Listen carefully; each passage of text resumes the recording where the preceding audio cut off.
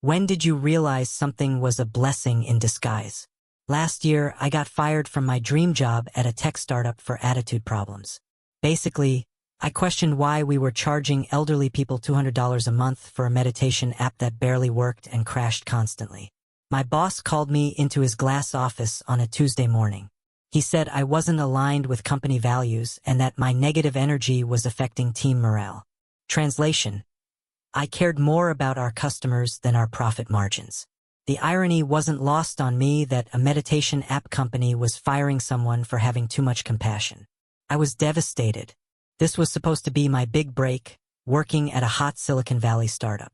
Equity options, ping-pong tables, free kombucha, the whole 9 yards. I'd left a stable corporate job with decent benefits for this opportunity. And now I was unemployed with a mortgage, student loans, and credit card debt from moving expenses. I spent 3 weeks in my pajamas eating cereal for dinner and applying to jobs that kept rejecting me. My savings were running out fast, and my landlord was starting to send passive-aggressive texts about rent being late. I was seriously considering moving back in with my parents at 28 years old, which felt like the ultimate failure. Then my neighbor, Mrs. Guzman, knocked on my door. She's this sweet 78-year-old Korean woman who always brings me homemade dumplings and checks if I'm eating enough vegetables. This time, she looked genuinely stressed and asked if I knew anything about computers. Turns out some scammer had called pretending to be from her bank's fraud department. They convinced her to download emergency security software to protect her account from hackers, which completely locked her out of her computer. She couldn't access her email, online banking, or video chat with her grandson in Seattle, who was expecting their weekly call. I spent 2 hours cleaning the malware off her computer and explaining how these scams work. She kept apologizing for bothering me and tried to pay me $50, but I refused. She was my neighbor and I had plenty of free time anyway. Besides, she'd been feeding me for months.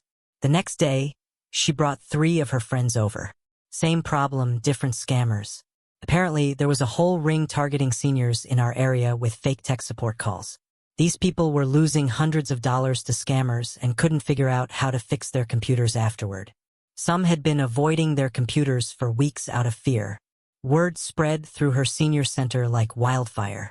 Suddenly, I'm getting calls from elderly people all over town who needed help with technology scams, computer problems, and setting up video calls with family members.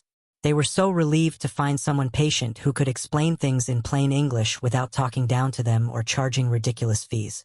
I started charging $30 an hour, which felt fair for everyone.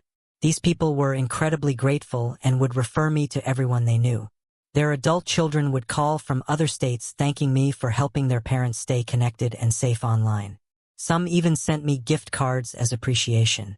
Within 2 months, I was booking solid 8-hour days, 6 days a week. I was making more than my old startup job and actually helping people instead of exploiting them.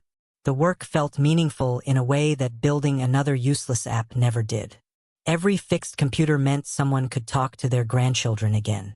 Now I run a legitimate tech support business specifically for seniors called Digital Bridges. I've helped over 200 people avoid scams worth thousands of dollars, set up tablets to video chat with grandchildren, and navigate online banking safely.